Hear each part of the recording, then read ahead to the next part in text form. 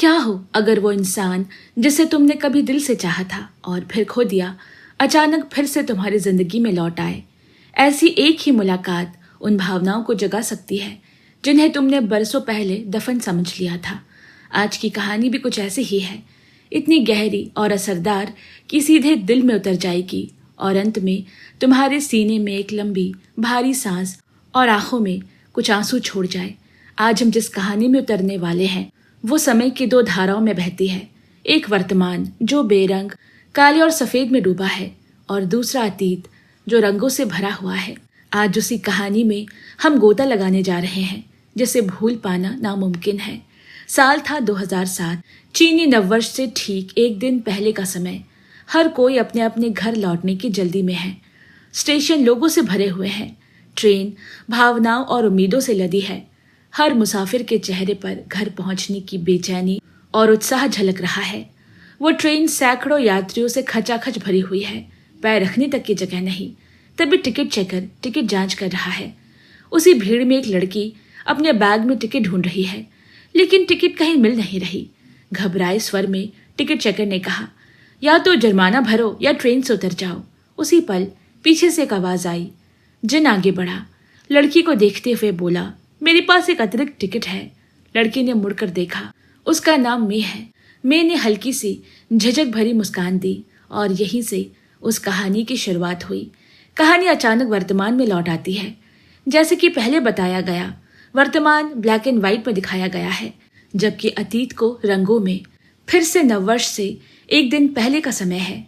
इस बार जिंग एक हवाई जहाज में बिजनेस क्लास की सीट पर बैठा है। अचानक उसकी नजर मे पर पड़ी जो उसी विमान में चढ़ रही है, लेकिन उसकी सीट इकोनॉमी क्लास में है।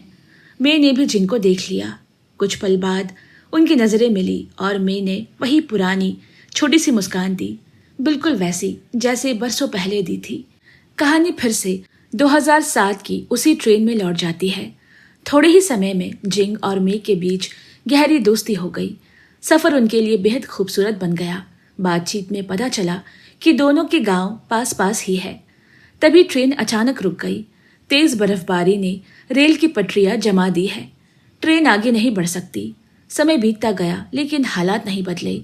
चूंकि गांव ज्यादा दूर नहीं था, इसीलिए जिंग, मे और कुछ और लोग ट्रेन से उतरकर पैदल जाने का फैसला करते हैं। बातों बातों में पता चलता है कि जिंग एक डैम डेवलपमेंट कंपनी में काम करता है, जबकि मे अलग अलग पार्ट टाइम नौकरियां करती है। दोनों बीजिंग में रहते हैं। जिंग की माँ का देहांत हो चुका है, इसीलिए हर नए साल पर वो अपने पिता के पास गांव जाता है। मे के माता पिता तो जीवित हैं, लेकिन उनका तलाक हो चुका है। उसका पिता गांव में रहता है, मगर मे को गांव पसंद नहीं। उसे बीजिंग ज्यादा पसंद है और शायद इसी वजह से ये सफर उसे परेशान कर रहा है। चलते चलते वे गांव की सरहद तक पहुंच जाते हैं और फिर कहानी दोबारा वर्तमान में लौट आती है। जैसे सालों पहले ट्रेन रुकी थी, वैसे ही अब बर्फबारी की वजह से उड़ानें रद्द हो रही है। यात्रियों को विमान से उतरने को कहा गया। जिंग ने मे का बैग अपने हाथ में ले लिया और कहा, मेरे साथ चलो। एयरपोर्ट के पास एक होटल है। बिजनेस क्लास यात्रियों को अलग कमरा मिलता है। बिजनेस क्लास यात्री होने के नाते जिंग ने अनुरोध किया कि मे भी उसके साथ उसी कमरे में ठहर सके। दोनों साथ बैठे और अतीत की यादों में खो गए। कहानी फिर से रंगीन अतीत में लौट आती है। मैं अपने नाना के घर पहुंची, जहां उसे देख पूरा परिवार खुश हो गया। उधर जिंग के पिता ने नए साल की खुशी में ढेर सारा खाना बनाया है। जिंग शरारती अंदाज में उसका आनंद ले रहा है। अचानक उसकी नजर बाहर गई। मैं बच्चों के साथ पटाखे जला रही है। उसे देखकर जिंग का चेहरा खुशी से चमक उठा। दोनों हंसे मुस्कुराए। तभी जिंग के पिता बाहर आए और जिंग ने मे से उनका परिचय कराया। जिंग के पिता ने मे को उस रात उनके साथ खाने का न्योता दिया। शाम को मे जिंग के रिश्तेदारों के साथ बैठकर खाना खाने लगी। थोड़ी देर में सब उसे पसंद करने लगे। सबने मान लिया कि शायद मे जिंग की गर्लफ्रेंड है। खाना खाने के बाद हल्की रोशनी और बर्फ से ढकी राह पर चलते हुए जिंग ने मे को उसके घर तक छोड़ा। उसी पल घड़ी ने 12 बजाए। पूरा आसमान पटाखों से रोशन हो उठा। पुराना साल पीछे छूट गया और कुछ यादें हमेशा के लिए दिल में बस गई। नया साल आ चुका है। जिंग बार बार चिल्लाकर कह रहा है कि वो फिर से गांव लौटना चाहता है। वही मे जोर देकर कह रही है कि वो बीजिंग में किसी सरकारी अफसर से शादी करके वहीं अपना घर बसाना चाहती है। नया साल, लेकिन दोनों की इच्छाएं एक दूसरे से बिल्कुल अलग, मानो एक ही मोड़ पर खड़े होकर वे दो अलग रास्तों को देख रहे हो। इसके बाद वे दोनों बीजिंग लौट आए। मैं अपने पार्ट टाइम कामों में उलझ गई और जिंग अपने काम में व्यस्त हो गया। फिर भी दोनों का संपर्क बना रहा, कभी फोन पर, कभी छोटे छोटे मैसेजेस के जरिए। एक दिन जिंग अपने दोस्त के साथ घूम रहा था, तभी मैं एक लड़के के साथ वहां पहुंची। लड़का थोड़ा मोटा, अनाड़ी और झिझक से भरा हुआ है, लेकिन वो एक ऊंचे पद पर सरकारी नौकरी करता है। मैंने सबको उसका परिचय कराया और बार बार ये बताने लगी कि वो कितना अमीर है। असल में मैं किसी से भी शादी करने को तैयार है, बस शर्त यही है कि वो हमेशा के लिए बीजिंग में बस सके। जिंग ने मुस्कुराकर दोनों को उनके नए रिश्ते की बधाई दी, लेकिन उसके दिल में कुछ टूट सा गया। बाद में मे का नया बॉयफ्रेंड बहुत जल्दी पीकर बेहोश हो गया। जिंग और मे ने मिलकर उसे घर पहुंचाया। उस रात दोनों देर तक बातें करते रहे, ऐसी बातें जिनमें अधूरे जज्बात और अनकहे सवाल भरे हैं। अगले दिन जब जिंग दोस्तों के साथ मजाक कर रहा था, तभी अचानक मे का फोन आया। उसने जिद करते हुए कहा कि जिंग उससे तुरंत मिले। अगले ही दृश्य में मैं उसी जगह आकर रहने लगी जहां जिंग रहता है। जिंग एक बहुत भीड़भाड़ वाली इमारत में रहता है। उसका कमरा बेहद छोटा और आसपास सैकड़ों परिवार छोटे छोटे कमरों में रहते हैं। मैंने जिंग से पूछा, तुमने ये क्यों नहीं पूछा कि मैं यहाँ क्यों आई? जिंग ने शांत स्वर में जवाब दिया, मुझे पहले ही समझ आ गया था, तुम्हारा अपने बॉयफ्रेंड से ब्रेकअप हो गया है। मैं अपने आप बोलने लगी। वो कहने लगी कि उसके बॉयफ्रेंड की माँ हर बात के लिए उसे दोष देती है, खाने के तरीके से लेकर कपड़ों और बोलने के अंदाज तक। मैंने कहा कि वो इतने समझौते नहीं कर सकती, वो अपनी सारी भड़ास निकाल रही है। तभी पास वाले कमरे से एक लड़की दरवाजे पर आई और पूछा, तुम दोनों का रिश्ता क्या है? मैंने बिना झिझक जवाब दिया, हम बॉयफ्रेंड गर्लफ्रेंड हैं। क्यों, कोई दिक्कत? मैं चुलबुली, बेबाक और शरारती स्वभाव की है। उस रात वे फिर से वैसे ही सो गए जैसे पहले। मैं बिस्तर पर और जिंग जमीन पर। सब कुछ मेरे को अजीब लग रहा है, जैसे हालात कुछ और कह रहे हो, लेकिन दिल कुछ और महसूस कर रहा हो। अगली सुबह एक ग्राहक जिंग के पास सॉफ्टवेयर सीडी लेने आया। जिंग सिर्फ गेम सीडी बेचता है, इसीलिए उसने उसे ऊपर के दुकान का पता दे दिया जहां मैं काम करती है। कुछ देर बाद जिंग ने देखा कि वही आदमी मैं के साथ नीचे उतर रहा है। तब उसे एहसास हुआ कि मैंने किसी तरह उस आदमी को भी अपने जाल में फंसा लिया है। दुकान का काम खत्म करने के बाद जिंग सड़क किनारे गेम सीडी बेचता है ताकि थोड़ी अतिरिक्त कमाई हो सके। मैं उसकी मदद करने आई। तभी एक लड़का आया और मे को देखकर उसे फ्लर्ट करने लगा। बात बढ़ते बढ़ते उसने मे से एक अश्लील प्रस्ताव रख दिया। जिंग का गुस्सा भड़क उठा। उसने लड़के को पीटना शुरू कर दिया। मजबूर होकर मे को पुलिस बुलाने की धमकी देनी पड़ी। पुलिस शब्द सुनते ही सभी लोग वहां से भाग गए। दृश्य बदलता है। उस रात मैंने जिंग को बताया कि वो जल्दी ही अपने बॉयफ्रेंड के घर शिफ्ट होने वाली है। जिंग ने कुछ नहीं कहा। हर दिन की तरह वे फिर से साथ सो गए, खामोशी के बीच दबी हुई भावनाओं के साथ। अगला दिन क्रिसमस है। मैं सड़क किनारे दुकान पर जिंग से मिलने आई। उसके नए बॉयफ्रेंड ने उसे एक कैमरा फोन गिफ्ट किया है और वो उसी से जिंग के साथ तस्वीरें ले रही है। जिंग ने पूछा, आज छुट्टी के दिन तुम अपने बॉयफ्रेंड के साथ क्यों नहीं हो? मैंने कहा कि वो किसी मीटिंग में व्यस्त है। जिंग ने चढ़ाते हुए कहा, छुट्टी में भी मीटिंग? जिंग ने अपना सामान समेटते हुए कहा, चलो आज हम खुद जश्न मनाते हैं। दोनों एक बड़े शॉप सेंटर गए। बड़ी स्क्रीन पर खुद को देखकर वे खुश हो गए, लेकिन तभी मे का चेहरा अचानक उतर गया। स्क्रीन पर उसने अपने मौजूदा बॉयफ्रेंड, उसकी पत्नी और बच्चे के साथ दिखाई दिया। मे को जरा भी अंदाजा नहीं था कि वो शादीशुदा है। उसका दिल पूरी तरह टूट गया। जिंग ने उसकी हालत देखी। उसने धीरे से मे की लटें हटाई। उस रात वे जिंग के कमरे में लौटे और खूब शराब पी। मे और जिंग दोनों नशे में डूब गए, हंसते हुए, एक दूसरे से छेड़छाड़ करते हुए, जैसे दर्द को हंसी में छुपाने की कोशिश कर रहे हो। फिर एक दिन जिंग ने अचानक मे की तरफ देखा और पूरे भरोसे के साथ कहा, मुझे देखना, अगले 3 सालों में मैं बहुत अमीर बनूंगा। इस शहर में कई घर खरीदूंगा और उनमें से एक घर तुम्हें तोहफे में दूंगा, क्योंकि मैं जानता हूं कि तुम हमेशा से बीजिंग में अपना घर चाहती हो। जिंग की आंखों में सपनों की चमक है। मैंने उसे जोर से गले लगा लिया और बहुत धीमे स्वर में फुसफुसाई, मुझे पता है तुम्हारा ये सपना कभी सच नहीं होगा। अगले दिन काम खत्म करके जिंग घर लौटा, लेकिन मे कहीं दिखाई नहीं दी। उसने बार बार उसे फोन किया पर कोई जवाब नहीं मिला। दोपहर से शाम हो गई, घंटों बीतते चले गए। जिंग लगातार फोन करता रहा। उसकी बेचैनी बढ़ती जा रही है। आखिरकार मे ने फोन उठाया। जिंग गुस्से में चिल्लाया, क्या तुमने मेरे कमरे को होटल समझ लिया है? जब मन किया आई, जब मन किया चली गई। मैं भी इंसान हूँ, मुझे तुम्हारी परवाह है। मे ने बेहद शांत आवाज में कहा, मेरा एक नया बॉयफ्रेंड है। एक बार फिर जिंग बिल्कुल चुप हो गया।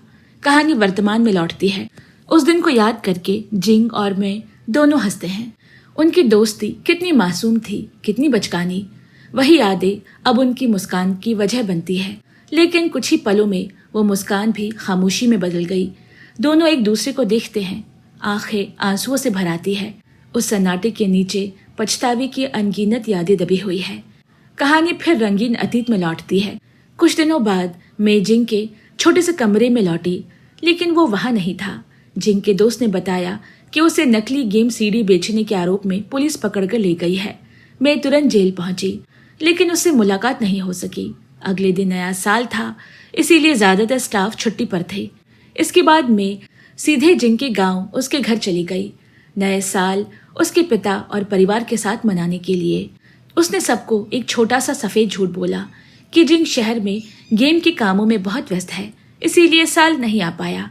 सच ये था कि सारे तोहफे मैंने खुद खरीदे थे। जिंग के पिता ने मेरे को बताया कि बचपन से ही उसका बेटा गेम्स का दीवाना था। उन्होंने जिंग के लिए अपने हाथों से बनाया खाना पैक किया और उसे मे को दे दिया। मैंने उनका धन्यवाद किया और बाहर निकलने लगी। जैसे ही जिंग के पिता अंदर आए, मे के कदम रुक गए। वो रो पड़ी, क्योंकि उसे पता है ये खाना कभी जिंग तक नहीं पहुंच पाएगा, क्योंकि वो अब भी उसी अंधेरे जेल में कैद है। कुछ दिनों बाद जिंग को रिहा कर दिया गया। मैं उसे लेने आई। दोनों एक सुंदर जंगल के रास्ते पर चलते हुए बातें करने लगे, हंसने लगे। अचानक मैं रुक गई और जिंग से शादी के लिए पूछ लिया। जिंग जैसे ही पत्थर की तरह जड़ हो गया। उसे अपने कानों पर यकीन नहीं हो रहा। यही वो पल था जिसका वो बरसों से इंतजार कर रहा था। जिंग ने मे को जोर से गले लगा लिया। उसी दिन से उनकी प्रेम कहानी सच में शुरू हो गई। मैं अब जिंग के गेम डेवलपमेंट के काम में उसकी मदद करने लगी। कहानी फिर वर्तमान में लौटती है। जिंग को उसकी पत्नी का फोन आता है। वो बात करता है, अपने बच्चे को दिखाता है। मैं चुपचाप एक तरफ छिपी रही। कॉल खत्म होने पर जिंग देखता है कि मैं वहां नहीं है। वो खिड़की से बाहर देखता है, मैं बर्फ में खड़ी है। कहानी फिर एक सर्द रात में लौट जाती है। जिंग और मैं टैक्सी का इंतजार कर रहे हैं, हमेशा की तरह मजाक करते हुए। मैंने टैक्सी लेने से मना कर दिया। अगर किराया बचा लिया तो वे साथ में खाना खा सकते हैं। उसने जिंग से कहा, मैं जल्दी ही एक पार्ट टाइम जॉब ढूंढ लूंगी। अगर तुम्हें थोड़ा और सहारा दे सकूं तो तुम अपने गेम बनाने पर ध्यान दे पाओगे। जिंग ने उसे दिलासा दिया, हम हमेशा गरीब नहीं रहेंगे, एक दिन हम भी अमीर होंगे। उसने टैक्सी रोक ली। जैसे ही मैं टैक्सी में बैठी, उसने खिड़की से सर बाहर निकाला और पूरे शहर से चिल्लाकर कहा, बीजिंग, ये बात याद रखना, एक दिन हम अमीर होंगे। हम अपनी खुद की गाड़ी में इस शहर की सड़कों पर घूमेंगे। आज जो मैं कह रही हूँ वो याद रखना। उसके बाद जिंग और भी मेहनत करने लगा। मैं जो भी पार्ट टाइम काम मिला करने लगी। पैसे बचाने के लिए वे दोनों एक ही कटोरे में खाना बांट कर खाते। उन्हें किसी बात का कोई पछतावा नहीं। हर दिन के अंत में वे दोनों खुद को दुनिया के सबसे खुश इंसानों में गिनते। सब कुछ किसी परफेक्ट प्रेम कहानी जैसा लगता था, जहाँ कोई कमी नहीं थी, कोई डर नहीं था। एक रात मैंने जिंग से पूछा, हम दुनिया के सबसे खुश कपल है ना, लेकिन अगर कभी ऐसा हुआ कि हम अलग हो गए और सालों बाद फिर मिले तो तुम क्या करोगे? जिंग मुस्कुराया और बोला, ऐसा होना नामुमकिन है, लेकिन अगर कभी ऐसा हुआ और मैंने तुम्हें देखा और तुम ठीक नहीं हुई तो मुझे बहुत दुख होगा, और अगर तुम बहुत खुश और सफल हुई तो मुझे उससे भी ज्यादा दुख होगा। मैंने उसे देर तक देखा और बहुत हल्की आवाज में कहा, काश समय यहीं रुक जाए। दृश्य अचानक वर्तमान में लौटता है। अब सब कुछ ब्लैक एंड व्हाइट रंगों में डूबा हुआ है। मैं कहती है, वो ब्रेकअप सच में हुआ? जिंग जवाब देता है, तो क्या हुआ, हम फिर मिले तो सही। जिंग उसे पूछता है, हमारे अलग होने के बाद तुम्हारे दिन कैसे बीते? मैं गहरी सांस लेती है। शुरुआत बहुत मुश्किल थी। मेरा एक विदेशी बॉयफ्रेंड भी बना। उसी की वजह से मैंने 1 साल अंग्रेजी सीखी और फिर जो होना था वो हो गया। उसने सिर्फ धोखा ही नहीं दिया। मे की आवाज़ कांप जाती है। वो मेरी सारी जमा की हुई रकम लेकर चला गया। जैसे ही वो बोलती है, कहानी फिर रंगीन अतीत में लौट जाती है। नए साल के समय जिंग और मे ने काफ़ी पैसे बचा लिए थे। उन्होंने एक कार किराए पर ली। उस शाम उन्होंने अपने सारे दोस्तों को बुलाया। सबने खूब मस्ती की, हंसी मजाक किया। कुछ दोस्त ने जिंग को छेड़ा भी कि अब तक उसे कोई ढंग की नौकरी नहीं लगी। पार्टी खत्म हुई तो बिल इतना ज्यादा था कि जिंग के लिए चुकाना मुश्किल था। उसके एक अमीर दोस्त ने बिल भर दिया और कान में फुसफुसाया, अगले साल पार्टी तुम देना। उस रात जिंग खुद को पहले से भी छोटा महसूस कर रहा था। नशे की धुत में जिंग अपने पिता से मिलने चला गया। उसके पिता ने उसे समझाने की कोशिश की, लेकिन नशे में जिंग फूट पड़ा। कोई भी पिता अपने बेटे को इस हाल में नहीं देखना चाहता। आप सब कुछ इतनी आसानी से कैसे स्वीकार कर लेते हो? उसने अपने पिता से बदतमीजी कर डाली। वे किराए की कार से वापस बीजिंग लौटे। आधी नींद में जिंग ने मे से कहा, तुम भी ऐसी जिंदगी नहीं चाहती थी। तुम्हें बीजिंग में अपना घर चाहिए था, ढेर सारा पैसा, एक खूबसूरत जिंदगी। मैंने धीरे से कहा, अब मुझे वो सब नहीं चाहिए, अब तुम ही काफी हो। जिंग गुस्से में उसकी तरफ मुड़ा। तुम मुझ पर तरस खा रही हो। तुम सब कुछ चाहती हो, लेकिन मैं दे नहीं सकता, इसीलिए मुझे दिखावा कर रही हो कि तुम्हें कोई फर्क नहीं पड़ता। मैंने शांत स्वर में कहा, प्यार में कुर्बानी देनी पड़ती है। जिंग और झल्ला उठा। क्यों कुर्बानी? क्या सिर्फ इसीलिए कि मेरे पास पैसे नहीं है? जिस इंसान से मैं प्यार करता हूँ उसे मुझ पर दया क्यों करनी चाहिए? वो और ज्यादा चिल्लाने लगा। मे की आंखों से आंसू बहने लगे, लेकिन उसने कोई जवाब नहीं दिया। जिंग की अपनी नाकामियों की चुभन उसे अंदर ही अंदर खाई जा रही है। वो काम पे ध्यान नहीं लगा पा रहा। फोन पर ग्राहकों से बदतमीजी करता, अपना आपा खो देता। एक दिन एक ग्राहक दफ्तर आकर उस पर हाथ उठा बैठा। उसके बाद जिंग ने ज्यादा सिगरेट पीनी शुरू कर दी और शराब भी। मैं चुपचाप उसके पास बैठी रहती। एक बार पास की मेज में बैठे दो लड़कों ने मे से छेड़खानी शुरू की। नशे की धुत में जिंग भड़क उठा और बिना सोचे समझे उन पर टूट पड़ा। मैं अब और सहन नहीं कर सकी। उसने जिंग को जोर से थप्पड़ मारा और चिल्लाई, हाँ मुझे भी मारो, जो करना है करो। दिन बीतते गए। जिंग की निराशा और उसकी लापरवाही दोनों बढ़ती गई। वे अब भी उसी छोटे से कमरे में रहते हैं, लेकिन जिंग अब चुप रहने लगा। वो मे से पहले की तरह बात नहीं करता। फिर एक दिन मकान मालिक का फोन आया।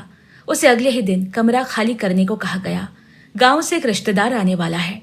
जिंग पूरी तरह टूट गया। अगली सुबह जिंग और मे ने अपना सारा सामान एक छोटी सी वैन में रखा, पुराने कमरे को अलविदा कहा और एक नए ठिकाने की ओर चल पड़े। एक अंधेरी नम सी बेसमेंट जहां धूप मुश्किल से पहुंचती है। मे बिल्कुल खामोश है। वो छोटी सी खिड़की से बाहर देख रही है। उसकी आंखों के कोने में हर वक्त आंसू भरे रहते हैं। अचानक उसका फोन बजा। कॉल जिंग के पिता की है। वे जिंग से लगातार संपर्क करने की कोशिश कर रहे हैं। मे ने फोन जिंग को पकड़ा दिया। पिता की आवाज शांत है, लेकिन चिंता साफ झलक रही है। कल नया साल है, तुम आओगे नहीं? जिंग झुंझलाकर बोला। तो क्या हुआ अगर नया साल है? ये मेरी पार्टी है, मैंने ढेर सारा खाना खरीदा है। दूसरी तरफ पिता चुप हो गए। उन्होंने बिना कुछ कहे फोन रख दिया। उसी समय उनका एक पुराना दोस्त खाने पर आया। पिता ने उसे बताया कि जिंग काम में व्यस्त है, इसीलिए बाद में आएगा। उस रात पिता और बेटे दोनों अपने अपने कोनों में बैठकर एक ही दर्द महसूस करते रहे, लेकिन ना कोई उसे खुलकर कह सका, ना कोई सुन सका। जिंदगी अक्सर हमें ऐसे मोड़ पर लाकर खड़ा कर देती है जहां जिन लोगों से हम सबसे ज्यादा प्यार करते हैं उन्हीं तक हम अपना प्यार नहीं पहुंचा पाते। उस रात मे ने देखा कि बर्तन में बस थोड़ा सा ही खाना बचा है। उसने खाना खाना बंद कर दिया और बचा हुआ सारा खाना बड़े ध्यान से एक अलग कटोरी में निकालकर जिंग के लिए रख दिया। उसकी आंखों में आंसू भर आए। उसे महसूस होने लगा कि हर गुजरते दिन के साथ वो जिंग पर बोझ बनती जा रही है। उधर जिंग अपने गेम में डूबा हुआ है। उसे अपने आसपास की किसी भी चीज का होश नहीं है। आखिरकार मैं खड़ी हुई। उसकी आवाज सख्त लग रही है, लेकिन भीतर से कांप रही है। मुझे लगता है हमें यही अलग हो जाना चाहिए। जिंग के कानों में हेडफोन लगे हैं। वो पूरी तरह गेम में खोया हुआ है। उसे मे की बात सुनाई ही नहीं दी। मे ने आखिरी बार उसे देखा, बिना कोई जवाब पाए चुपचाप अलविदा कहा और वहां से चली गई। कुछ देर तक जिंग खेलता रहा। उसे एहसास ही नहीं हुआ कि मे जा चुकी है। जब उसे समझ आया कि कमरे में वो अब नहीं है, तो घबराहट ने उसे जकड़ लिया। वो भागता हुआ ट्रेन स्टेशन पहुंचा। हर तरफ उसे ढूंढने लगा। भीड़ में, प्लेटफॉर्म पर, दरवाजों के पास, लेकिन मैं कहीं नहीं है। तभी उसने उसे देखा। मैं ट्रेन के खाली डब्बे की दूसरी तरफ खड़ी है, बिल्कुल शांत, बिना हिले डुले। जिंग जैसे जम सा गया। मैंने एक कदम भी आगे नहीं बढ़ाया। जिंग इस तरफ खड़ा रह गया, बोलने की हिम्मत भी नहीं जुटा पाया। ट्रेन धीरे धीरे चल पड़ी। मैं उसकी आंखों के सामने से ओझल हो गई और जिंग वहीं खड़ा रह गया, अकेला, बेबस और टूटा हुआ। कहानी फिर वर्तमान में लौटती है, सब कुछ ब्लैक एंड वाइट में। जिंग मैं की तरफ देखता है और पूछता है, अगर उस दिन मैंने तुम्हें रोक लिया होता तो क्या होता? मैंने बहुत धीमे स्वर में जवाब दिया, अगर तुमने मुझे रोक लिया होता तो शायद हमारी राहें अलग ना होती। मैं तुम्हारा हाथ थामे वहीं रुक जाती। जिंग उसका हाथ पकड़ लेता है। दोनों बर्फ में दौड़ने लगते हैं। जिंग ने एक महंगी कार किराए पर ली है। वे बाईपास रोड से बीजिंग लौटेंगे ताकि उन्हें साथ में थोड़ा और वक्त मिल सके। कार के भीतर वे अपने अतीत की बातें करते हैं, पुरानी यादों में लौट जाते हैं। जिंग मुस्कुरा कर कहता है, तुम दुनिया की सबसे अच्छी एक्स गर्लफ्रेंड हो। मैं जवाब देती है, शायद तुम सही हो। एक समय था जब हमारे पास कुछ भी नहीं था, यहाँ तक कि दिन में 2 वक्त का खाना भी नहीं। हम खाली जेबों के साथ शहर में भटकते थे और आज हमें देखो, हमारे पास सब कुछ है सिवाय प्यार के। जिंग सिर हिला देता है। मैं अब तुम्हारी तरह रो भी नहीं सकता, मुझे उस दर्द का हक नहीं है। अब घर पर कोई मेरा इंतजार कर रहा है। वो धीमे स्वर में कहता है, जिंदगी ऐसी ही है, जब हमारी जेबें खाली होती है तो हमें लगता है पैसा सब कुछ खरीद सकता है, यहाँ तक कि प्यार भी। आज हमारे पास पैसा है, फिर भी वो प्यार नहीं है और ना ही मैं उसे खरीद सकता हूँ। दोनों चुपचाप बैठे रहते हैं, आंसू बहते रहते हैं। दिल में अनकहे पछतावे और अधूरी चाहते भारी हो जाती है। कहानी फिर अतीत में लौट आती है। उस दिन जब मैं जिंग की जिंदगी से गायब हो गई थी, उस दिन घर पहुंचकर जिंग पूरी तरह टूट गया था। अगले ही दिन से उसकी जिंदगी बदल गई। जिस जिस चीज को उसने पैसों के पीछे भागते हुए खो दिया था, उसने ठान लिया कि अब वो सब वापस पाएगा। उस रात वो पूरी शिद्दत से एक गेम पर काम करने लगा, एक एक हिस्से को जोड़ते हुए। उस गेम में 2 किरदार थे, एक लड़की केली और एक लड़का लान। वो इस गेम पर काफी समय से काम कर रहा था। एक बार मैंने उसे पूछा था, अगर लान कभी केली को ढूंढ ही ना पाए तो अंत कैसा होगा? जिंग ने जवाब दिया था, तो अंत पूरी तरह ब्लैक एंड व्हाइट हो जाएगा। और ठीक वैसा ही वर्तमान में हो रहा है।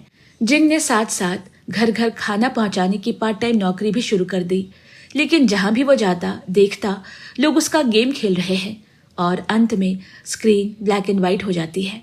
ज्यादातर खिलाड़ी गेम पूरा नहीं कर पा रहे थे। जल्द ही जिंग का गेम जबरदस्त हिट हो गया। 15 मिलियन से ज्यादा बार डाउनलोड हुआ।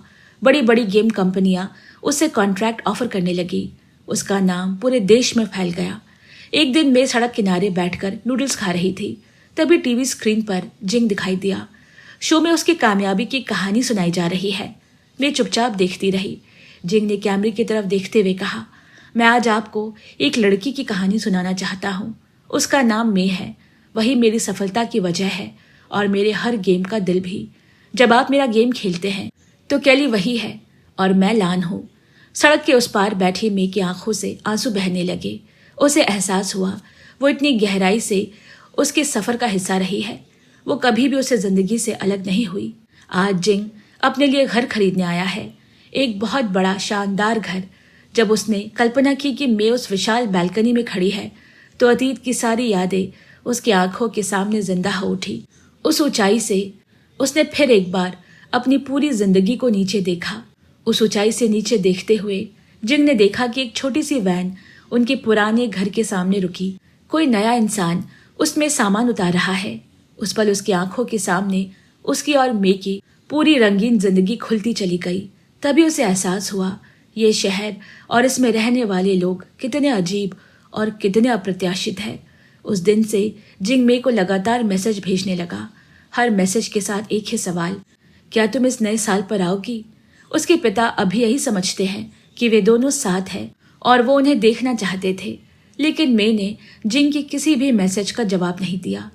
फिर भी उसी साल मैंने जिंग के पिता से मुलाकात की। नए साल का त्योहार तीनों ने साथ मनाया, बिना किसी सच्चाई को पूरी तरह कहे। जिंग बार बार अपने पिता को समझाने की कोशिश करता रहा कि उसने बीजिंग में एक बहुत सुंदर घर खरीद लिया है, वो उन्हें वहां ले जाना चाहता है वो मे को भी साथ ले जाना चाहता है, लेकिन न उसके पिता माने न मे। झुंझलाकर जिंग कमरे से बाहर निकल गया। मैं उसके पीछे पीछे आई और उसे रोक लिया। तुम्हें क्या हो गया है? मे ने पूछा। जिंग गुस्से में बोला, मैंने इतना सब सहा। मे बोली, किसके लिए? फिर जिंग चिल्लाया, मैंने इतना बड़ा घर खरीदा है। मे ने फिर दोहराया, किसके लिए? मे ने सिर हिलाया और कहा, क्या तुम्हें लगता है तुम्हारे पिता ने इतनी मेहनत सिर्फ इसीलिए की थी कि तुम किसी बड़े घर में रहो? मैं तुम्हें घर ना होने की वजह से छोड़कर नहीं गई थी जिंग। मे ने शांत लेकिन सख्त स्वर में कहा, मैं प्यार की वजह से गई थी। तुम गलत हो जिंग, तुम आज भी एक बड़ी गलतफहमी में फंसे हुए हो। जिंग गुस्से में चिल्लाया, मैं तुम्हें समझ ही नहीं पाता। मे की आवाज में हल्की सी कड़वाहट आ गई। तुमने कभी मुझे नहीं समझा और ना ही अपने पिता को। जिंग ने आखिरी कोशिश की, क्या हम सब भूल कर फिर वैसे नहीं हो सकते जैसे पहले थे?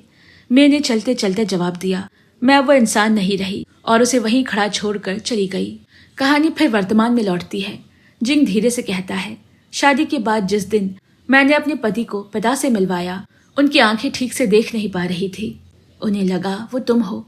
उस दिन जिंग की आवाज भरा जाती है, उन्होंने मेरी पत्नी को तुम्हारे नाम से पुकारा। मैं गहरी सांस लेती है। उनकी कार बीजिंग की घुमावदार सड़कों पर तेजी से दौड़ रही है। कार के भीतर सन्नाटा है, एक ऐसा सन्नाटा जिसमें बहुत कुछ कहा जाना बाकी है। आखिरकार वे मे के घर पहुंचते हैं। जिंग उसका सामान अंदर रख देता है और कहता है, अलविदा। वो मुड़कर जाने लगा, तभी मैं उसके पीछे दौड़ती है। हल्की मुस्कान के साथ मे कहती है, कभी कभी अगर हम मिले ही ना होते तो शायद बेहतर होता। जिंग हल्की मुस्कान के साथ अपना हाथ फैला देता है। दोनों आखिरी बार एक दूसरे को गले लगाते हैं, बहुत कसकर। जिंग उसके कानों के पास झुककर कहता है, अपना ख्याल रखना। मे सिर हिलाकर जवाब देती है, रखूंगी। ये उनकी आखिरी मुलाकात थी, उन दो लोगों की विदाई जो कभी एक दूसरे के बिना अधूरे थे। जिंग के पिता ने अपने जाने से पहले मे के नाम एक पत्र छोड़ा था। उसमें लिखा था कि वो हमेशा उन्हें साथ देखना चाहते थे। हर नए साल पर वो मे के आने का इंतजार करते रहे। अब वो इस दुनिया में नहीं थे। मे वो पत्र पढ़ती रही, आंसू बिना रुके बहते रहे। पत्र पढ़ने के बाद मे बैठकर वही गेम खेलती है जिसे जिंग ने बनाया है। गेम के अंत में लान आखिरकार केली को ढूंढ लेता है। उनका स्पर्श दुनिया में फिर से रंग भर देता है। स्क्रीन पर शब्द उभर आते हैं, लान विल नेवर फॉरगेट केली। धीरे धीरे ब्लैक एंड व्हाइट वर्तमान भी रंगों में लौट आता है और यहीं ये कहानी समाप्त होती है। अगर इस कहानी ने आपका दिल भी छू लिया हो तो वीडियो को ज़रूर लाइक करें और इसी तरह की कहानियाँ सुनते रहने के लिए चैनल को सब्सक्राइब करें। जल्द मिलते हैं, तब तक के लिए bye bye and take care.